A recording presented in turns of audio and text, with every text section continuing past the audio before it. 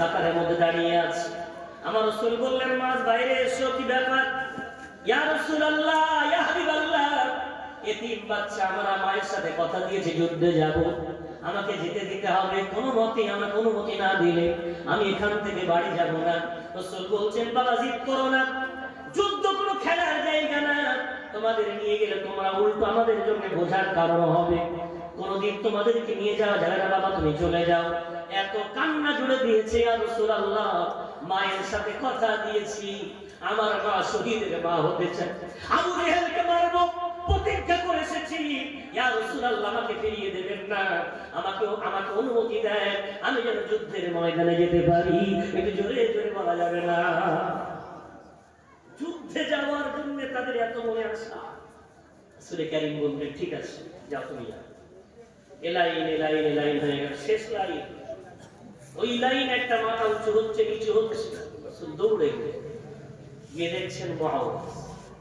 কি ব্যাপার তুমি আবার এখানে? ইয়া রাসূলুল্লাহ, বড় ভাই অনুমতি পেয়েছেন, আমিও যেতে চাই, আমিও যাব। রাসূল বলছেন, একদম না, তুমি 8 বছরের কোনো মতেই তোমাকে নিয়ে যাওয়া যাবে না। মুআওয়াজ কান্না জুড়ে দিয়েছে। রাসূল বলে, যতই কাঁদো, তোমার বড় ভাইকে নিয়ে যাচ্ছে, তোমাকে কোনো মতেই নিয়ে যাব না। মুআওয়াজ লাইন থেকে বার হয়েছে, মাথা হেঁট করে চোখের পানি ঝরিয়ে রাসূলকে বলছেন, ইয়া রাসূলুল্লাহ, নিয়ে না গেলে আমি তো কিছুই করতে পারবো না, তবে আমি চলে যাচ্ছি, একটা অনুরোধ রাখছি, দেখেন অনুরোধটা একটু রাখা যায় কি? বলো মুআওয়াজ, কি অনুরোধ তুমি করতে চাও? মুআওয়াজ তখন বলছেন, ইয়া রাসূলুল্লাহ, আমার বড় ভাইটাকে আপনি অনুমতি দিয়েছেন, ওই বড় ভাইটাকে আমার সামনে এনে দেন, ওর সাথে একটু কুস্তি লড়ি, যদি কুস্তি লড়ে বড় ভাইকে হারিয়ে দিতে পারি, ইয়া রাসূলুল্লাহ, আমাকে কি আপনি যুদ্ধে যাওয়ার অনুমতি দেবে? রাসূল বললেন, তাই নাকি, তুমি এত শক্তিশালী? বলে হ্যাঁ। সাহাবাদেরকে বললেন, গোল হয়ে যাও, কুস্তি হবে। মাআজকে ডাকলেন, মুআওয়াজকে ডাকলেন। এখন যেই মাআজকে ডেকেছে, মুআওয়াজ ভাই কানের কাছে মুখটা নিয়ে ফিসফিস করে বলছে, ভাই রে, তুই তো আমার চেয়ে 2 বছরের বড়, জানিস, তুই অনুমতি পেয়ে গেছিস, তুই যদি জোর করে ধরে আমাকে হারিয়ে দিস, আমি কিন্তু পারবো না, ইচ্ছা করে একটু দুর্বল হয়ে যাস, যাতে আমি তোকে ফেলে দিতে পারি, আর আমার রাসূল যেন অনুমতি দেন। কেননা তোমরা মনে আছে, সেই প্রথম দিন 2 হাতে হাত দিয়ে অঙ্গীকার করেছিলাম, আবু জেহেলকে আমরা 2 জন মিলে মারবো।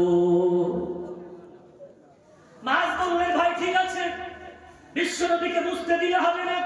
প্রথমে কুস্তি শুরু হলো, দুজনের ক্ষমতা ফুল প্রয়োগ করতে লাগলো, কেউ কাউকে ছাড়তে রাজি নয়।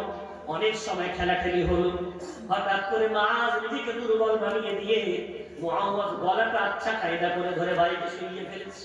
সাহাবা শাবাশি দিয়ে উঠেছে। রাসূল বলছেন, মুআওয়াজ শাবাশ শাবাশ শাবাশ, মুআওয়াজ বড় ভাইকে হারানোর জন্য আমি রাসূল তোমাকে অনুমতি দিয়ে দিলাম। আমি জোরে জোরে বলা যাবে না? বদরের প্রান্তরে পৌঁছে গেছে।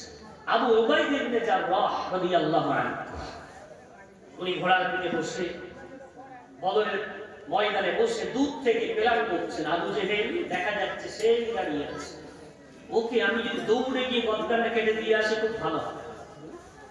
এখন চিন্তা করতে করতে আবার চিন্তা করছো তো, একা নেই, সেনাপতি মানুষ, আশেপাশে অনেক সিকিউরিটি আছে, আমার একা যাওয়া ভুল হবে, আমারও কিছু সঙ্গী সাথী নিয়ে যাওয়া উচিত।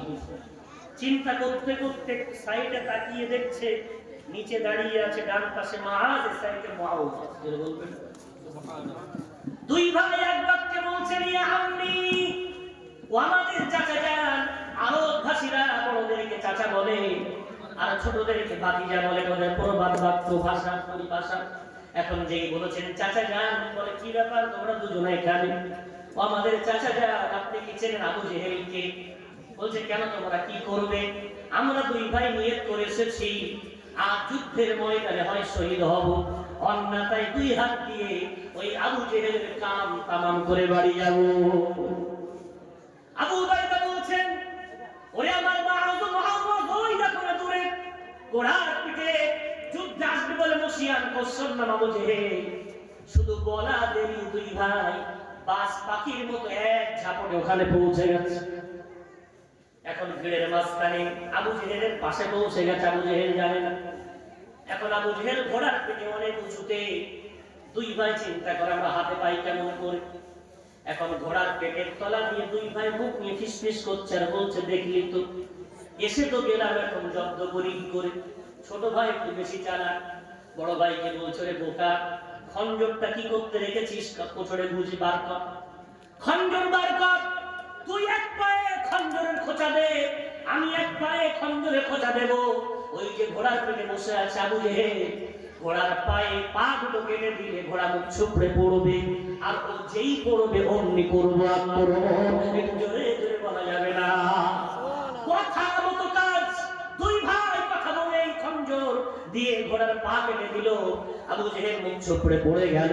দুই ভাই কচি কচি হাত দিয়ে আবু জেহেলের মতো পাহাড়, আবু জেহেলের মতো শক্তিশালী, ইসলামের এত বড় দুশমন, তার বুকের উপরে বসে খঞ্জরের খোঁচা দেয় আর বলে, বল বল বল, আমার নবীকে আর তাড়িয়ে দিবি, আমার নবীকে আর কষ্ট দিবি। এই বলে দুই ভাই খোঁচা মারতে থাকে, খঞ্জরের আঘাত করতে থাকে। আব্দুল্লাহ ইবনে মাসউদ দূর থেকে দেখতে পেয়েছে আবু জেহেল যদি একবার পাল্টে মেরে দুই ভাইকে শুইয়ে দেয়, ওদের গর্দান কেটে দেবে, একদম দেরি করা যাবে না।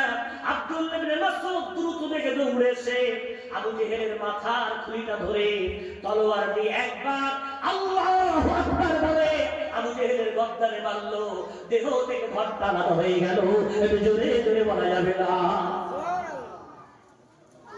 আবু জেহেলের গর্দান ইসলামের চিরদুশমন, চরম শত্রু, আজ তার গর্দান কেটে গেছে। দুই ভাই রাসূলের প্রতি ভালোবাসা দেখানোর জন্য, মহব্বত দেখানোর জন্য এত দুঃসাধ্য কাজ করে দেখিয়েছে। যে বলবেন, ও নারায়ণপুরের নওজোয়ান যুবক, ও আমার নারায়ণপুরের ছোট্ট ছোট্ট আমার প্রতি সন্তানেরা, আছো নাকি তোমাদের মধ্যে কেউ মাআজ, আছো নাকি তোমাদের মধ্যে কেউ মুআওয়াজ? আমার রাসূলের সেই ছিল শত্রু। আবু জেহেলের মদের আড্ডা গ্রামে চলে, জুয়ার আড্ডা চলে, তাসের আড্ডা চলে, ব্যভিচারের আড্ডা চলে, হারাম কাজের আড্ডা চলে। আজকে তোমাকে জিহাদের ময়দানে গিয়ে তোমার মাকে সন্তান হারা করতে হবে না। আজকে তোমাদের যুদ্ধের ময়দানে গিয়ে তোমার গর্দান কাটাতে হবে না। এসো অঙ্গীকার করো, ও মদিনার কামলিওয়ালা, তোমার আত্মার শান্তির জন্য আমার সমাজে জুয়ার আড্ডা আচার চলতে দেব না, মদের আড্ডার বসতে দেব না, হারাম কারোবারদের কোনো কারোবার আমার সমাজ হতে দেব না। ওই কারোবারের গর্দানে যদি তলোয়ার ধরতে পারো, ওই হারাম মঞ্চের উপরে গর্দান তুমি তলোয়ার ধরতে পারো, ওই হারাম মঞ্চগুলো যদি বন্ধ করতে পারো, তোমার হাসরটা কিয়ামতের দিন ওই মাআজ মুআওয়াজের সাথে হবে। একটু জোরে জোরে বলা যাবে না।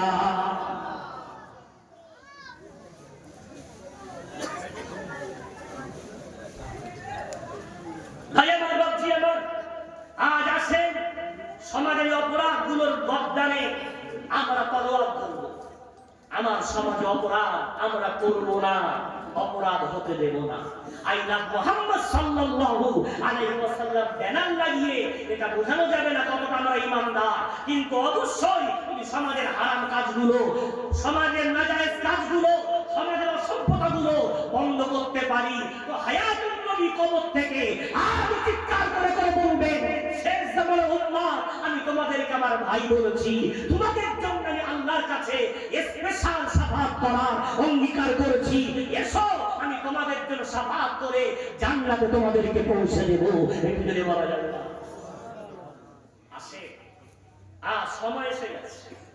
আজ নামাজ হচ্ছে, অপরদিকে জুয়ার আড্ডার বাজার গরম, মদের আড্ডার বাজার গরম। নামাজের জন্য আহ্বান করা হচ্ছে নারীদেরকে বলতে কি আমার সমাজে মা বোনদের কি হয়ে গেছে, পর্দা করে না। আজ তুমি মা, তুমি জানো তোমার পর্দা না করার কি রিঅ্যাকশন হতে পারে, কি ক্ষতি হতে পারে। আমার সমাজে বিয়ের প্রথা পুরো পাল্টে গেছে। বিয়েটা হলো একটা টার্নিং পয়েন্ট, জীবনের একটা বিরাট টার্নিং পয়েন্ট। সময় এত দ্রুত চলে যাচ্ছে, আমি একটি কথা বলি, সে সময় কই, ঘড়ির কাঁটা 12:30 চুই চুই হয়ে গেছে। ভাই আমার মিনিট 15-20 যতটুকু সময় আল্লাহ দেন, একটু চেষ্টা করি। আপনাদের কষ্ট হয় না? তাকবীর ধ্বনি দেন তো নারায়ে তাকবীর। পিছনের ভাইরা রাগ করেছেন, তাকবীর দেন না নারায়ে তাকবীর। জোরে হয় না নারায়ে তাকবীর। আলহামদুলিল্লাহ। ভাই আমার, আজ বিশ্বনবীর ভালোবাসা আমার অন্তরে নিয়ে নেই, রাসূলের সুন্নাতকে বাস্তবায়ন করতে পারি। বিয়ে হচ্ছে হাজী সাহেবের মেয়ে, বিয়ে হচ্ছে মাশাআল্লাহ খুব জামাতপন্থী, জামাতের পাবন্দিকারী তার ছেলে। টোটাল বিয়েটা জায়েজ কাজ কতটুকু? আমার জানা মতে বিয়ের খুতবা, ইমাম সাহেবের মোনাজাত, এতটুকুই জায়েজ। আর বাকি টোটাল 24 ঘন্টার মধ্যে 100-র মধ্যে 80% হারাম কাজ আছে না? রং তামাশা, মেয়েদের বরযাত্রী যাওয়া, আহারে কত নিয়ম প্রথা, জাতির ফদ্দ পাল্টে গেছে। আমার গত বছরের জলসা আপনাদের কাছে নিশ্চয়ই মনে আছে, আমি বলেছিলাম ফদ্দ যদি পাল্টে যায় শয়তানের সাথে, তো নাজায়েজ গুলো জায়েজ মনে হবে, জায়েজ গুলো নাজায়েজ মনে হবে, সেই দশা আজকে জানি। আজ যে যুবতী বোন, তুমি হয়তো ভাবছো আমি অন্যায় করলে কি ক্ষতি। ও যুবক, তুমি ভাবছো আমি অন্যায় করলে কি ক্ষতি। ক্ষতিটা একটা উদাহরণ দিয়ে আমি বুঝিয়ে আলোচনাকে ইতির দিকে নিয়ে যাবো ইনশাআল্লাহ। বড় পীর আব্দুল কাদের জিলানী রাহমাতুল্লাহ আলাইহির নাম শুনেছেন না আপনারা? আল্লাহর বড় প্রেমিক, আল্লাহর বড় আশিক, অনেকটা কারামাত, অনেক তার শান ও শওকত আল্লাহ দিয়েছিলেন। এখন এই বড় পীর আব্দুল কাদের জিলানী বড় পীর হওয়ার পিছনে অবদান কার? কার অবদান? ভাই আমার, বাপজি আমার, আল্লাহর দয়া তো সব বান্দার সাথে সমান, বলবেন না? আল্লাহ কিন্তু দয়া করে আমাকে আপনাকে ইমানদার তিনি বানিয়েছেন, মুসলমান তিনি বানিয়েছেন। আমাদেরকে কোরআন শোনার মতো, কোরআন বোঝার মতো, কোরআন পড়ার মতো তৌফিক তিনি দিয়েছেন। জোরে বলেন, আল্লাহ দয়া সবার উপরে করেছে। কিন্তু পিতা মাতা ভালো হলে সন্তানের উপরে প্রভাব পড়ে।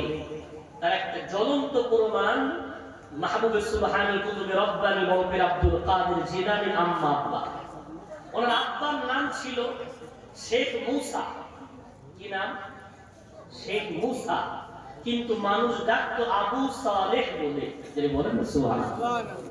সমাজে আছে না কিছু মানুষের নাম থাকে, রাস্তা দিয়ে গেলে মানুষ বলে সুফি সাহেব যাচ্ছে, বলেন আল্লাহওয়ালা এক ভাই যাচ্ছে।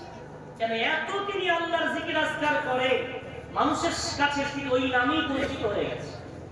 তো আবু সালেহ অর্থ হলো সালেহ মানে নেক, আর আবুল মানে পিতা, নেকির পিতা। এত ভালো কাজ করে। এখন আবু সালেহ মুসা জঙ্গি রাহমাতুল্লাহ আলাইহি আমার সমাজের যুবকদের দৃষ্টি আকর্ষণ করতে চায়। উনি একদিন নদীর পাড়ে দাঁড়িয়ে আছেন, পানি পান করবেন। নদীর পানি পান করার জন্য নদীর পাড়ে নেমেছেন, পানি তুলতে যাবে, হঠাৎ করে দেখেন একটা আপেল ভেসে যায়। এখন ফতোয়া অনুযায়ী নদীর মাছ, নদীর পানি, নদীতে ভেসে যাওয়া বস্তু ফতোয়া অনুযায়ী তুলে খাওয়া যায়, এটা ফতোয়া। আর তাকওয়া কি? তাকওয়া খেতে গেলে একটু বিচার করা, হালাল না হারাম, খাওয়া ঠিক হবে কি হবে না। তাকওয়ার বিচার একটা জিনিস অবৈধ, ফতোয়া আবার বৈধ। যেমন হালাল জিনিস আপনি খাবেন, ফতোয়ায় জায়েজ। তাকওয়ায় হালাল জিনিসটা বেনামাজির হাত থেকে খাওয়া যাবে, হালাল জিনিসটা অমুসলিমের হাত থেকে খাওয়া যাবে, এটা তাকওয়া। ফতোয়ায় জায়েজ, তাকওয়ায় জায়েজ। হুজুর ফতোয়া অনুযায়ী ক্ষুধার্ত আপেলটা তুলে তো খেয়েছে, কিন্তু খাওয়ার পরে বা তাকওয়া। তাই তো আপেলটা খেয়ে ফেললাম, তো কার আপেল, কোথা থেকে এলো, আমি কেন একবার জানার চেষ্টা করলাম না? মনে হয় বড় ভুল করে ফেলেছে, আমাকে জানতে হবে। নদীর পাড়টি আপেল বাগান খোঁজার জন্য বার হয়েছে। অনেক দূরে যাওয়ার পর একটা আপেল বাগান, এবং আপেলের একটা ডাল, আপেল গাছের একটা ডাল নদীতে এমন করে পেকে আছে, বুঝতে বাকি রইল না যে এই বাগানের আপেল আমি খেয়েছি। বাগানে প্রবেশ করলেন, প্রবেশ করার পর একটা সুন্দর মানুষ সেখানে বসে আছেন, নাম তার ইয়াহইয়া ইবনে আব্দুল্লাহ। হুজুরের বুঝতে বাকি রইল না যে ইনি হবেন বাগানের মালিক। সালাম দিলেন, সালাম দিয়ে বলছেন, জাহাপনা, আপনার বাগানের একটা আপেল আমি না বলে খেয়ে ফেলেছি, আল্লাহর রাস্তা আমাকে একটু ক্ষমা করে দেন। জওহারি জওহার ছিল, সোনা সোনা ছিল, সোনা ছিল। তাই তো এই তো দেশে বাচ্চা, আমার আপেল তো কত পশু খায়, পাখি খায়, কত ফুটপাতের পথিক খায়। এই যুবক একটা আপেল খেয়ে ফেলেছে বলে আমার কাছে ক্ষমা চায়। তার মানে এই যুবক তো সাধারণ যুবক নয়, সোনার চেয়ে দামি। বলবেন হীরার চেয়ে দামি যুবক। এই যুবক কতটা আল্লাহকে ভয় করে আমাকে একটু যাচাই করে নিতে হয়। ও যুবক, আচ্ছা তুমি আমার আপেল খেয়েছো না? বলে বলে হ্যাঁ। নদী দিয়ে ভেসে যাচ্ছিল, আমি না জেনে আপেলটা তুলে খেয়ে ফেলেছি, আমাকে অন্তত শাস্তি দিয়ে আমাকে ক্ষমা করে দেন, কিয়ামতের দিন যেন আল্লাহর কাছে আমাকে দায়ী করবেন না। একটা যুবকের তো আখিরাতের ভয়, আল্লাহর কাছে দায়ী হওয়ার এত ভয়। হুজুর বললেন, তবে আমি দেখি কতটা তুমি আল্লাহকে ভয় করো। বললেন, বাবা, এক আপেল খাওয়ার শাস্তি তোমাকে আমি দেব। আমার এই বাগানটা কোনো বর্ণনায় 10 বছর, কোন বর্ণনায় 8 বছর, কোন বর্ণনায় 40 দিন এই বাগানে তোমাকে পাহারা দিতে হবে। এই বাগান পাহারা দিলে আমি তোমাকে আপেল খাওয়ার শাস্তি দিয়ে ক্ষমা করব। হুজুর, কোনো সমস্যা নেই, পাহারা দেব। যারা বলবেন না, আচ্ছা তুমি পাহারা দেবে, ঠিক আছে দাও। পাহারা দিতে লাগলেন। আল্লাহর ওলি ইয়াহইয়া ইবনে আব্দুল্লাহ, বাগানের মালিক, আল্লাহর বড় মস্ত বড় ওলি। যুবকটা খুব কাছ থেকে দেখতে পায়, বড় আল্লাহওয়ালা যুবক। 40 দিন, কোন বর্ণনায় 8 বছর বা 10 বছর। আজকে তার শেষ দিন, পাহারা দেওয়ার শেষ দিন। আজকে সে আজাদ হয়ে যাবে। ইয়াহইয়া ইবনে আব্দুল্লাহ কোনো মতে তাকে একটু রাখার চেষ্টা করছেন। ফোন দিয়ে আসলেন কোন একজন ব্যবসায়ী আপেল কিনতে এসেছে। ছেলেটাকে ডেকে বলছে, এদিকে এসো বাবা, আপেল পেড়ে আনো, স্যাম্পল দেখাও। তিনি আপেল ক্রয় করার জন্য আমার বাগানে এসেছেন। এখন আবু সালেহ মুসা জাঙ্গি বাগানে গিয়ে কিছু ছোট ছোট ফুল আপেল পেড়ে এনেছে। হুজুরের সামনে টেস্ট করেছেন, হুজুর এই নেন আপেল। হুজুর রেগে গেছে, তুমি এই আপেল পেড়ে আনলে, এতদিন পাহারা দিলে, কোন আপেল খাওয়ার যোগ্য আর কোন আপেল খাওয়ার যোগ্য না তুমি এতটুকু জানো না। খুব বকা দিতে শুরু করেছে। মাথা হ্যাট করে কাঁদেন আর বলেন, জাহাপনা, ঠিকই বলেছেন, আমি জানি না। কেন জানো না? এতদিন পাহারা দিলে কোনদিন কি কোন আপেল খেতে হয় না খেতে হয় তুমি বোঝো না। তখন বলছেন, হুজুর, আর একবার কি আমি ভুল করতে পারি? একবার ভুল করে এতদিন পাহারা দিচ্ছি, ওই একই ভুল একটা মুমিন বারবার করতে পারে না। রাসূলের হাদিস, লা ইউলদাগুল মুমিনু মিন হুজুরিন মাররাতাইন। কোন মুমিন মুসলমান একই চালা থেকে দুবার ঠকে না। আমি ওই দরিয়ায় ওই চোখ দিয়ে আপেলের দিকে তাকানোর কারণে আমার জীবের লোভ এসেছে, আর ওই লোভে পড়ে আজকে আমি আপনার গোলাম মেনে গেছি। ওই জন্য আমি আপনার পাহারাদার হওয়ার পর থেকে 40 দিন মতান্তরে 8 বছর বা 10 বছর পাহারা দিলাম। আমি একটা দিন আপনার আপেলের বাগানের দিকে চোখ তুলে তাকাইনি। আমার চোখ তুলে তাকালে যদি আবার জীবের লোভ লাগে, আবার যদি অপরাধ করে ফেলি, আমি ওই জন্য আপনার আপেলের গাছের দিয়ে কোনোদিন দৃষ্টি তুলে তাকাইনি। ওই জন্য জানি না কোন আপেল খাওয়ার যোগ্য, কোন আপেল খাওয়ার যোগ্য না। হুজুরের কথা শুনে চোখে পানি এসে গেছে। তো অনেক দামি যুবক, একে হাতছাড়া করি কি করে? হুজুর বললেন, বাবা, আমি তোমাকে আজকে শাস্তি দেব। এই যে ফুল আপেল তুমি তুলে আনলে, এর শাস্তি তোমাকে আজকে নিতে হবে। কি শাস্তি? হুজুর বলে, তখন বলছেন, বাবা, তোমাকে একটা অন্ধ, কালা, বোবা, ল্যাংড়া মেয়ের সাথে তোমাকে বিয়ে দেব। এই বিয়ের সবটা আমি তোমাকে ক্ষমা করে দিতে পারি। ভাইয়া, বিয়ে একটা দাঁত উঁচু ছেলে, এক পা খুঁড়িয়ে হাঁটে, তারও বিয়ের ব্যাপারে স্বপ্ন আসে না? কথা বলে। প্রত্যেক মানুষের যদি পাগল না হয়, তার একটা জীবনে স্বপ্ন থাকে, যে যতই দেখতে খারাপ হই আমার স্ত্রী আমার যেন জান্নাতি হুরের মতো সুন্দরী হয়, সবার কোনো স্বপ্ন। এইখানে আঘাত করেছেন হুজুর, ও যুবক তোমাকে এমন একটা মেয়ের সাথে বিয়ে দেব, তুমি রাজি হয়ে যাও, তবেই তোমাকে আমি ক্ষমা করব। হুজুর বললেন কোনো সমস্যা নাই, আপনার শাস্তিটা আমি রাজি, তবে কিয়ামতের দিন আল্লাহর কাছে আমাকে যেন পাকড়াও করবেন না। হুজুর বললেন প্রস্তুতি নাও, বিয়ে হবে। তড়িঘড়ি করে গোসল হয়ে গেল, বিয়ের আসর সাজানো হলো, হুজুরের বিয়ের খুতবা পড়ানো হলো, শোনানো হলো। হুজুর কি যা কবুল পড়ানোর পর এখন বাসর রাত্রে হুজুরকে ঢুকিয়ে দেওয়া হয়েছে। বাসর রাত্রে ঢোকার সময় রাসূলের সুন্নাত, মুমিন মুসলমান বাসর রাতে ঢুকবে মদের বোতল হাতে নিয়ে নয়, গান বাজনা করে বেনামাজি অবস্থায় নয়। মুমিন মুসলমান বাসর রাতে ঢুকবে কোরআনের হুকুম, পারা নম্বর 18 পৃষ্ঠা নম্বর 12 সূরার নাম সূরা নূরের মধ্যে আল্লাহ বলেছেন, ইয়া আইয়ুহাল্লাযীনা আমানু লা তাদখুলু বুয়ুতান গায়রা বুয়ুতিকুম হাত্তা তাস্তানিসু ওয়া তুসাল্লিমু আলাইহা। আল্লাহ রাব্বুল আলামিন বলে, ওই ইমানদারেরা তোমরা তোমাদের ঘর হোক অথবা অন্য কারো ঘর হোক, যখন প্রবেশ করবে সালাম দিয়ে তোমরা প্রবেশ করবে। একটু জোরে জোরে বলা যাবে না, সালাম।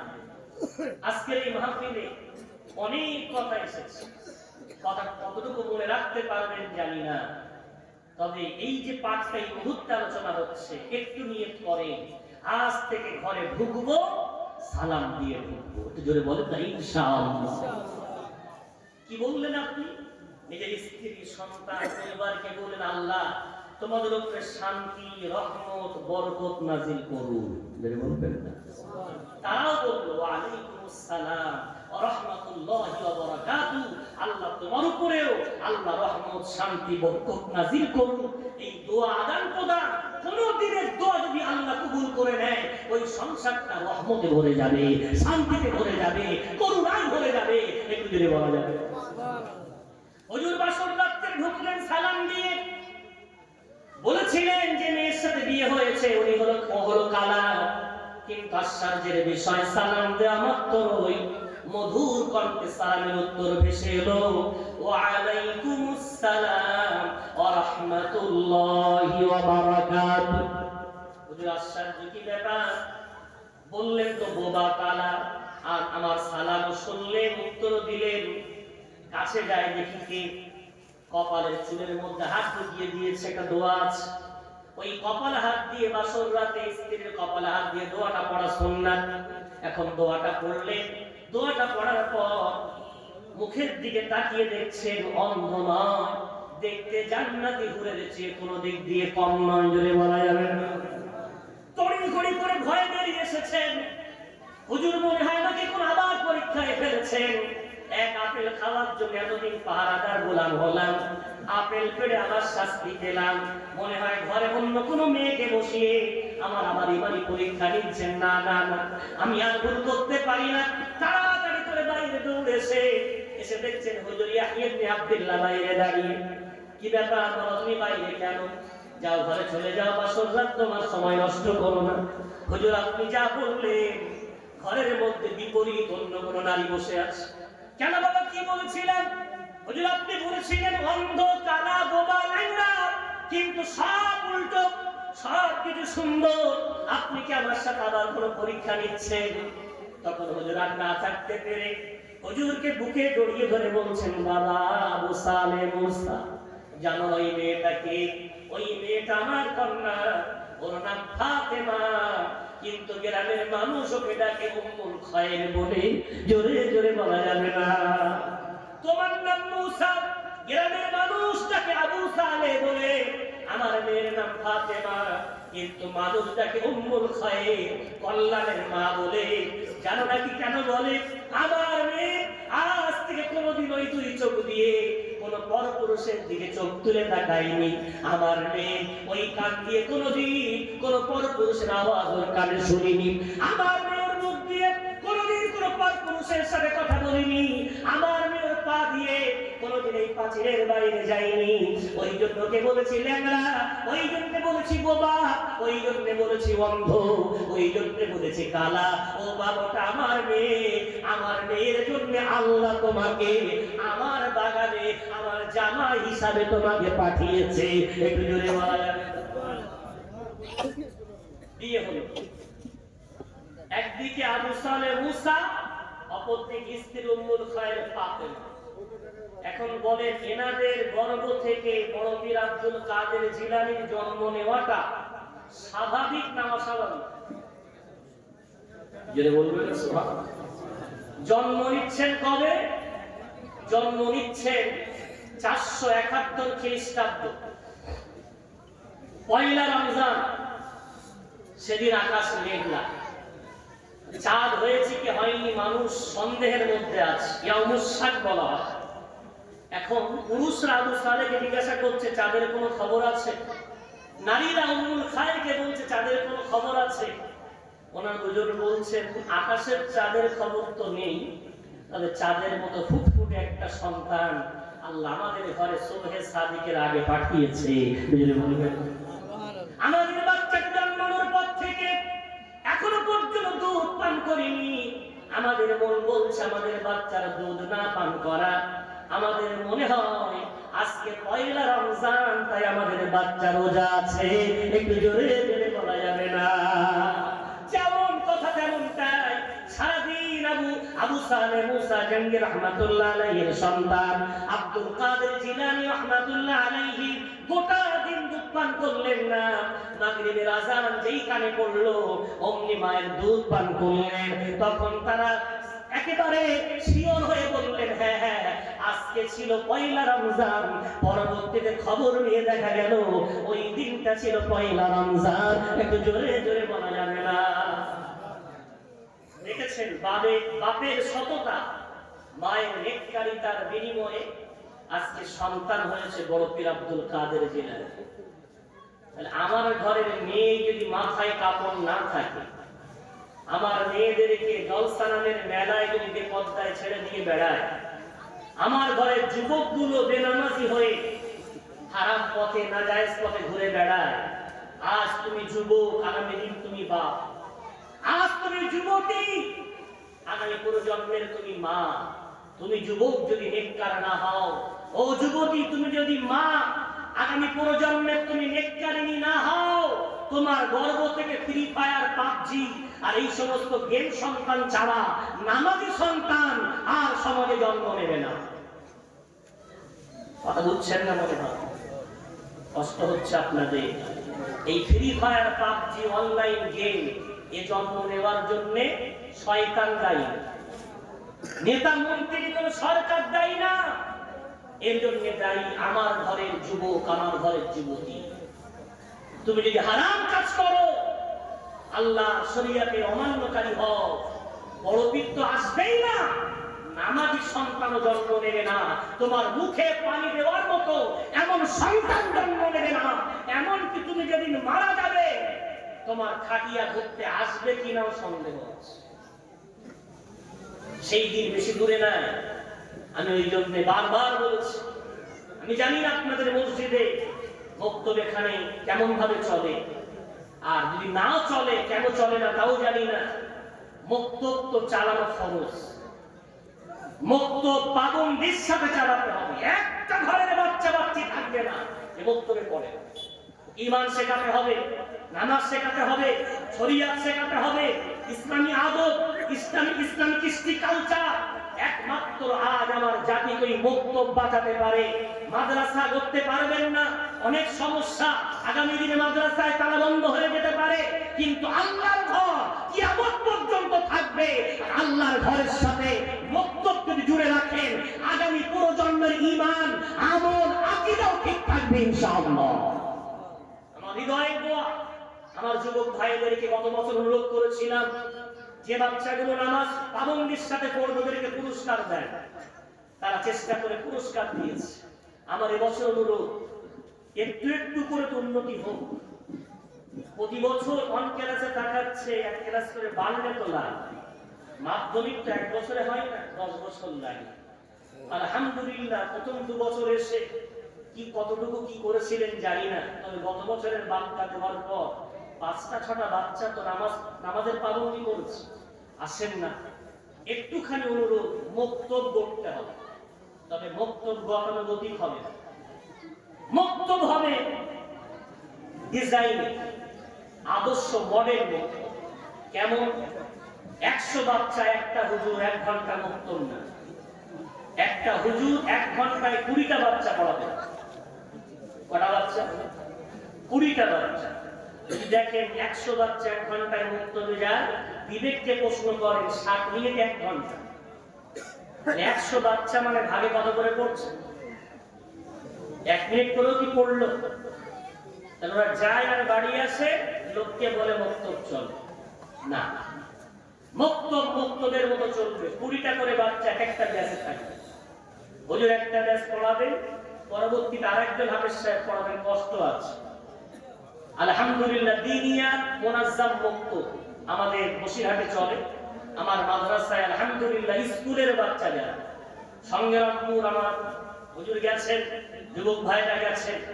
ওই গ্রাম 2014 সালে 1 জানুয়ারিতে কমপক্ষে 26 থেকে 28টা শুধু পিকনিকের টিম বার হতো। মদের আড্ডা, জুয়ার আড্ডা, সমাজে অসভ্যতা, বর্বরতা অনেক কিছু ছিল, কিন্তু আলহামদুলিল্লাহ আল্লাহর অশেষ মেহেরবানিতে গ্রামবাসীর কোরআনের প্রতি ভালোবাসা, মহাব্বত, মাদ্রাসা মসজিদের প্রতি মহাব্বত, আল্লাহর মেহেরবানিতে 10 থেকে 11 বছরে ওখানে এখন মাদ্রাসায় আবাসিক বাচ্চা প্রায় 350, দিনিয়াতের বাচ্চা 130-এর মতো, শিক্ষক 21 জনের মতো। এখন ছোট্ট থেকে নিয়ে বুড়ো পর্যন্ত বাবাজিগুলো নামাজ জানে, কোরআন জানে, মা বোনগুলো পর্দা জানে, কোরআন জানে, ঘরের বাচ্চাগুলো স্কুলেও যায়, হেজাবের সাথে যায়। একটু জোরে বলা যাবে? সময় লেগেছে, তবে করেছে। যদি আপনারা মনে করেন আমি আছি, আমাকে বক্তব্যের জন্য আমাকে দাওয়াত করে আনতে হবে না। যদি মনে করেন আমরা বক্তব্য করব, জানুয়ারিতে আমাদের নতুন করে বছর শুরু হয়, এর বাকায়দা সিলেবাস আছে, কতটা পড়াবে। যারা বিএড করেছেন আমার শিক্ষিত ভাইয়েরা, টিচিং ক্যাপাসিটি কিভাবে কতটুকু পড়াতে হবে বাচ্চা মনে রাখতে পারবে, ট্রেনিং দিয়ে শিক্ষক নিয়োগ করা হয়। আলহামদুলিল্লাহ ওই বক্তব্যে আমার ওখানে এই 7 বছরে প্রায় গ্রামে 200 থেকে 250 বাচ্চা স্কুলে পড়ার সাথে সাথে কোরআন শিখেছে, দিন শিখেছে। গ্রামের বাচ্চা জুমা পড়াবে, আলহামদুলিল্লাহ বলবেন না? স্কুলে পড়া বাচ্চা জুমা পড়াবে। আর আমি যদি বলি স্কুলে পড়ানো, আমার এই মসজিদে আপনাদের 30 বছর কি বলে জামাত সহ নামাজ আদায় করে এমন বাবাজিকে যদি বলি ভাই একটু মাগরিবের নামাজটা পড়িয়ে দেন, তো বলুন আমি পারবো না। নামাজ পড়েন তো 30 বছর, তো কি ব্যাপার পড়াবেন না কেন? যে দাল মে কুছ কালা হ্যায়, পড়ে কিন্তু পড়াতে পারে না। তার মানে কি? নামাজ পড়ে, নামাজের মধ্যে দোয়া দরুদ জানে না, ওই শুধু প্র্যাকটিস, মুখস্থ করেছে নামাজ। জোহরের নামাজ 12 রাকাত, আসরের নামাজ 8 রাকাত, মাগরিবের নামাজ 7 রাকাত, এশার নামাজ 17 রাকাত, ফজরের নামাজ 4 রাকাত। এই মুখস্থ করে ওই মুখস্থ রাকাত হয়, কিন্তু ওর মধ্যে সানা, ওর মধ্যে দোয়ায়ে কুনুত, ওর মধ্যে আত্তাহিয়া, ওর মধ্যে দরুদ, ওর মধ্যে দোয়ায়ে মাসুরা, ওর মধ্যে সূরা কেরাত, ওগুলো শেখার চেষ্টা করিনি। নামাজ পড়ি বটে, নামাজ পড়াতে পারি না। যেদিন থেকে আপনি ইমাম সাহেব মাগরিবের নামাজে নেই, আপনি নামাজ পড়ানোর যোগ্য হয়ে গেছেন, শুকরিয়া আল্লাহর আদায় করে বলবেন, আল্লাহ শুকরিয়া তোমার, আলহামদুলিল্লাহ আমি নামাজ পড়াতে পারছি, মানে তোমার নামাজে আমি ইচ্ছা কিন্তু কোনো ফাঁকি দেই না। বলবেন আসে আমরা সমাজটাকে পরিবর্তন করার জন্য বক্তব্য পড়বো, বক্তব্যে বাচ্চারা পড়বে, বাচ্চারা পড়বে, বয়স্ক বাবাজিরা পড়বে, মা বোনেরা তাদেরও পড়ার শিক্ষা, তাদেরও তালিম দেওয়ার বন্দোবস্ত করতে হবে। যদি আমরা এভাবে টুকটুক করে এগিয়ে যাই, আমার দৃঢ় বিশ্বাস আমার যুবক ভাইদের যে সহযোগিতা, তাদের যে দিনের প্রতি মহাব্বত ভালোবাসা, ইমাম সাহেবের যে আপনাদের প্রতি মহাব্বত ভালোবাসা, আমাকে আমার অফিসে বসে বলেছেন হুজুর আমার সমাজের নামাজের অবস্থা খুব খারাপ, দিনের অবস্থা বড় করুন, আপনি এই বিষয়গুলো কথা বলবেন। আশা করি আল্লাহ আপনার কথা আল্লাহ বলিয়ে দিলে আমার সমাজে পরিবর্তন হবে। তিনিও চান যে আপনাদের সমাজে একটা বিরাট বিপ্লব ঘটুক। আল্লাহ রাজি থাকলে যদি আপনারা আমার মতোই গুনাহগার, আমি অযোগ্য হওয়ার পরেও কোরআন হাদিসের যে কথাগুলো বললাম যে আমল করেন, ইনশাআল্লাহ এখান থেকে সময় লাগতে পারে 5 বছর, 7 বছর, 10 বছর, ইনশাআল্লাহ 10 বছর পরে আপনাদের এই গ্রামে একটা নামাজি এমন থাকবে না যে নামাজের কিছু জানে না, একটা পুরুষ এমন থাকবে না শরীয়ত জানে না, একটা মা এমন থাকবে না দিন জানে না, এমন একটা বাচ্চা থাকবে না ইসলাম জানে না। 10 বছর সময় লাগলেও একটা দিন আমার ক্লাসটা মাধ্যমিক পাস করে দিনদার হয়ে যাবে। আর যদি মনে করে ব্যানারে শুধু লিখবো এত তম, তো ভাই আমার 75 মিসালে সওয়াব হয়ে গেছে, 120 মিসালে সওয়াব হয়ে গেছে। কমিটিকে ডেকে বলেছি ভাই 120 বছর 120 জন কি নামাজি হয়েছে? বলে না হুজুর ভাই 75 বছরে 75টা মানুষ কি কোরআন শিখেছে? বলে না হুজুর শিখিনি। এই 75তম লিখে 120তম লিখে কোনো সফলতা নেই।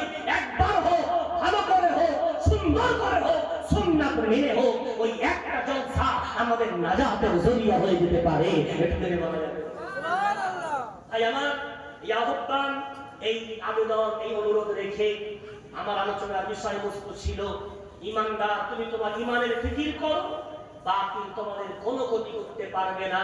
আমি কসম খেতে পারি নমরুদ যখন চেয়ারে বসেছিল ও কিন্তু কোনোদিন জানতো না ওর চেয়ারটা একদিন আল্লাহ কেড়ে নেবে। ফেরাউন যখন বসেছিল ও কিন্তু কোনোদিন জানতো না ওর সিংহাসনটা আমার আল্লাহর কাছ থেকে ছিনিয়ে নেবে। সাদ্দাত কোনোদিন জানতো না যে আমার আল্লাহ ওর মতো অহংকারী দাম্ভিককে দাঁড় করিয়ে মেরে ফেলবে। পৃথিবীর যত জালেম হিটলার ও কোনোদিন জানতো না যে আল্লাহকে এমন কঠিন মৃত্যু দেবে। তো ভারত সরকার বলেন, ইসরায়েল সরকার বলেন, আমেরিকা বলেন, পৃথিবীর মুসলমান বিদ্বেষী বলেন, পৃথিবীর যত তাবড় শক্তি আছে, ওরা যদি মনে করে ইসলামকে দাবিয়ে দেবে, ওরা যদি মনে করে ইসলামকে মিটিয়ে দেবে, আমার রাসূল বলেছেন আল ইসলামু ইয়াহদু ওয়া লা ইউলা আলাই, ইসলাম হয়েছে বিজয়ী হতে, ইসলাম পরাস্ত হতে আসেনি। ওই জালেমদেরকে আমার আল্লাহ নমরুদ ফেরাউনের মতো আবার পা ধরে নামিয়ে দেখিয়ে দিলেন। ইনশাআল্লাহ আমরা ঈমানে মজবুত, আল্লাহ আমাদের ঈমানে তারাক্কি দেবেন। একটু জোরে বলা যাবে না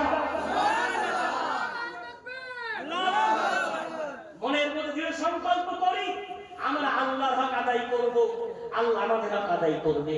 এসআইআর হবে, এনআরসি হবে, এমপিআর হবে, দেশ থেকে তাড়িয়ে দেবে, ভাই ওসব তো অনেক দূরে, ডিটেনশন ক্যাম্পে রেখে দেবে। তাই তো কি হবে তার ঠিক নেই। টেনশন করছে কবে ডিটেনশন ক্যাম্প, কবে এসআইআর রিপোর্ট আসবে, এর কোনো গ্যারান্টি নেই। তবে আমি কিন্তু আগামীকাল মরে যেতে পারি, যখন তখন মৌত আসতে পারে। মৌতের পরে আমাকে 5টা বিষয় নিয়ে কিয়ামতের দিন প্রশ্ন করা হবে। কবরে হবে 3টে, কিয়ামতের 5টা, এই মোট 8টা। এখন এই 8টা ডকুমেন্টস ঠিক আছে, এসআইআর 11টা ডকুমেন্টস রাখবে, তো বলছে আমার এটা নেই, আমার ওটা নেই, খুব টেনশন, কপাল ঘেমে যাচ্ছে টেনশনে। চায়ের দোকানে চা খাচ্ছে না, চায়ের দোকানদার ভাই কি ব্যাপার, মন খুব খারাপ, 11টা বলেছে আমার 2টো মাত্র পাচ্ছি, 9টা পাচ্ছি না, আমার একটা আছে আর 10টা নেই, খুব টেনশন। ভাই এক্ষুনি যদি মসজিদের মাইক থেকে ঘোষণা হয় বিশেষ ঘোষণা, অমুকের বেটা অমুক মারা গেছে, আপনার সমস্ত কাগজ ধরে নেন 11টাই আছে, ভোটার কার্ড আছে, আধার কার্ড আছে, রেশন কার্ড আছে, জন্ম সার্টিফিকেট আছে, মাধ্যমিকের ডিগ্রি, উচ্চ মাধ্যমিকের ডিগ্রি আছে, সব লেমিনেশন করে ইমাম সাহেবের কাছে জমা রেখে দেন 1 কপি করে। আর হুজুরকে বলবেন হুজুর আমার কবরে শুইয়ে যখন আমাকে দাফন করে চলে আসবেন, একটু কবরের মাথার সামনে দাঁড়িয়ে মনকান নকির যেই বলবে মান রব্বুক, ওকে একটু বলবেন ওর ডিগ্রি সব কবরের জেরক্স দেওয়া দেখেন, মাধ্যমিকের ডিগ্রি, ভোটার কার্ড, আধার কার্ড দেখেন তো আপনার ডিগ্রি থেকে মান রব্বুকের আওয়াজ আসে কিনা। আমার দিনুক ওই ডিগ্রি থেকে দেখেন না আমার দিনের উত্তর আসে কিনা। আমার নবীও ওই ডিগ্রি থেকে দেখেন না আমার নবীর উত্তর আসে কিনা। যদি বলেন না আসবে না, তাহলে ওই কাগজের আগে ইমাম নামী কাগজটা ঠিক করে, ওই জালিমের পা ধরে নামানোর দায়িত্ব আল্লাহ। যে আজও পর্যন্ত নিজের মাধ্যমিকের ডিগ্রি দেখাতে পারে, যে আজও পর্যন্ত নিজের নথিগুলো সাংবাদিকদের সামনে পেশ করতে পারেনি, যে জনগণের ভোটে আজকে চেয়ারে বসেছে, সে বলছে তোমাদের কাগজ দেখাও, তোমাদের ডকুমেন্টস দেখাও। তুমি নিজে দেখাতে পারলে না, আমাদের জিজ্ঞাসা করো। কথা বুঝতে পারছে না? জুলুম না, জুলুম না, অবিচার না, অবিচার না। এই অবিচার একমাত্র মেটাতে পারেন কে? আল্লাহ। এই পৃথিবীর একমাত্র মালিক তিনি। কুলিল্লাহুম্মা মালিকাল মুলক। সুতরাং সে আল্লাহর সাথে সম্পর্ক মজবুত করি, তার সাথে কানেক্ট মজবুত হোক, তার হুকুমগুলো আমরা মেনে চলি। আমার আল্লাহ আমাদেরকে আবার একবার হাসির মুখ দেখাবেন। যদি বলবেন অনেক কষ্ট দিলাম, অনেক ধৈর্য ধরলেন, ঘড়ির কাটা একটা ছুঁই ছুঁই। আমার ভাষাগত ভুল ত্রুটি হলে, আমার কথায়, আমার আলোচনায় কেউ দেখা পেলে আল্লাহ রাস্তে ক্ষমা করে দেবেন। আল্লাহ আমাকে বলার চেয়ে, আপনাদের শোনার চেয়ে, আল্লাহ এই জাতিকে, এই সমাজকে একটা সুন্দর সমাজ গড়ে আমাদেরকে জীবন যাপন করার তৌফিক এনায়েত করেন। কথাগুলোর উপরে আমাকে প্রথম আপনাদের প্রত্যেককে আমল করার তৌফিক এনায়েত করেন। আল্লাহ এই নারায়ণপুর গ্রামকে ফুলে ফলে সুখ শান্তি রহমত বরাকাত দিয়ে ভরিয়ে দেন।